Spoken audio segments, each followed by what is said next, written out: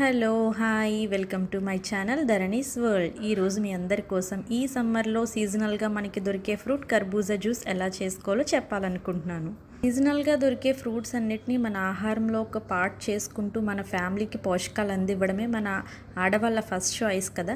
So దీనిలో భాగంగానే ఈ వేసవిలో దొరికే కర్బూజా జ్యూస్ని నేను ఇప్పుడు మీతో షేర్ చేయాలనుకుంటున్నాను. ఈ జ్యూస్ వల్ల మనకి చాలా రిఫ్రెషింగ్గా ఉంటుందండి, అలాగే మన బాడీ కూల్ కూడా అవుతుంది. సో సమ్మర్లో కూల్గా ఈ జ్యూస్ని తాగేద్దాం. మరి దీనికోసం ఒక కర్బూజాని తీసుకుని పైన లేయర్ పీల్ చేసి చిన్న చిన్న ముక్కలుగా కట్ చేసి ఒక బౌల్లో తీసుకున్నాను. అలానే ఒక గ్లాస్ పాలు అండ్ సరిపడినంత బెల్లం తీసుకోవాలి. నెక్స్ట్ వీటన్నిటిని మిక్సీ జార్లోకి యాడ్ చేసి జ్యూస్ చేసుకోవాలి. దీనిని ఫిల్టర్ చేయాల్సిన అవసరం లేదండి, డైరెక్ట్గా గ్లాస్లోకి సర్వ్ చేసుకుని తాగేయచ్చు. సో మరి ఇంకెందుకు లేట్, త్వరగా మీ ఇంట్లో ఈ రెసిపీని ట్రై చేసి ఎలా ఉందో నాకు కామెంట్ చేయండి.